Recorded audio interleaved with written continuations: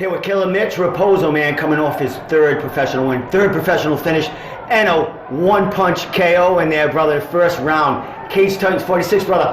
How's it feel? No one can say nothing now, right? Oh man, it's such a good feeling, dude. Like I told everybody this was gonna happen. I remember my fights. Just this fight day, I felt like something was wrong. Like I literally felt like nervous, but just like I'm gonna go in there. I'm just gonna do this combo. I remember my other fights when I was young. I was like, oh my god, dude, Buffy hits me with a 3-2, and I'm just gonna take him down. Like I don't have that mindset. I'm thinking about my offense. You know what I mean?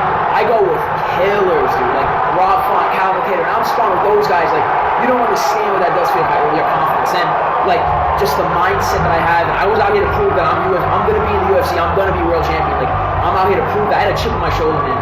Like Calvin and Rob, like they're like amazing fighters, but one of the biggest thing people don't realize, there's so many skillful guys in the gym, but it's like it's between the ears. It really is, and like the mindset. And this week I was watching Now I Know the Fighter, and Calvin, one of Calvin's video blogs, and Calvin said he was like, it's like he always talks about something like he's got something to prove. Every time he looks for a chip to put on his shoulder. In this fight, it's like, oh, the toughest test of my career, battle his will to win. Like I'm some mentally weak kid. Like I don't want this as bad as anybody. You know what I mean? I was out here to prove that I'm gonna take this kid out. Like toughest test. You know what I mean? I dusted that kid in the first round. I mean, if he wants to give me a little early, whatever, we can run it back. But it's like I was out here to prove something, man. And like I felt so good. Like I was out there and I was just flowing. And I told my coaches right before I walked out, I was like, I'm gonna mess this kid up like he showed up at Lowe's on sparring day on Saturdays. Literally, it's like I'm gonna mess this kid up like literally sparring, and I get to do it in front of my friends and family. That's the difference. You know what I mean? That's how I felt. That's exactly how it looked in there, man. You're having fun in there, on the feet, fast, moving in and out. He looked hesitant. He was like, and there was no shooting in there. Maybe a little fade, and then a big overhand right here and there. Mitch, you looked outstanding on your feet, man. And you said this. Nobody can say anything after this fight. You took on your toughest opponent here. Dude, did he feel any different than anyone in there? You know what I mean? Could they kind of put anyone in New England in there or at this level? And you know, you feel the same, man. You're just going to implement your game in there. Too slow. Like the speed is just like, I could see this like going with these guys. Like people are saying, oh, a taller guy, like 135. You know what I mean? I'm pretty sure I'm 5'5", pretty short, right? But a taller guy, I've been beating up tall kids since I was little. You know what I mean? Me fighting someone my height is weird. You know what I'm saying? Like taller guys, like all day, and I go with guys like Rob, Calvin, who are some of the guys, the best boxers in the UFC, and the way they manage their distance is insane. So if I can hold my own against them, man, I can handle anybody around here, man. And in a couple of years when I'm in the UFC, then I'm gonna be around their level, and that's when it's like, I just feel so good in there, man. Everything's clicking, everything's in sync, and I'm just gonna keep progressing. I'm so hungry to keep getting better, man. Like my potential, people understand. Like they come up to me like, oh, you're so good, you're so this. I don't give a single shit about how good I am right now, man. I see Rob, he's 32, right? You know what I mean? He's top 10 in the UFC. Calvin, you know what I mean? I think he's in late 20s, 30. I'm 21. Like how my potential is my motivation. You know what I'm saying? Like how good I can really get is just like, that's what motivates me every single day. Mitch, 3 finishes this year. Your first KO, man. How'd that feel? You know, I mean, you've been finishing people. You haven't lost a round. Haven't probably lost a second of a fight.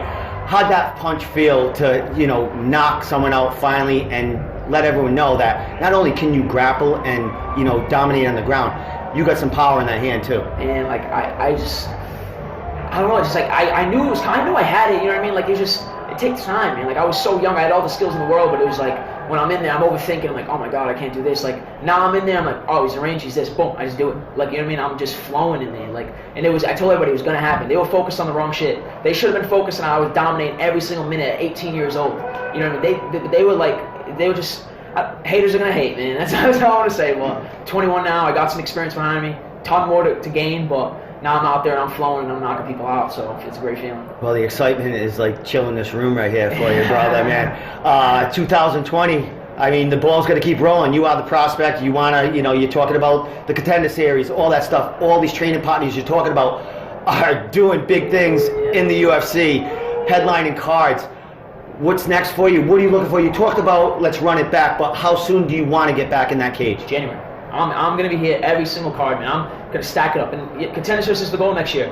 By the end of the day, I'm not in a rush to get into the UFC. Like, my goal, I mean, I tell Tyson, my coach, this all the time, my goal is to get to the Contender Series every year. You know what I mean? That's my goal because I have so much time. Like, I can get on 21 win, 22 win, maybe 23 I finally get a contract.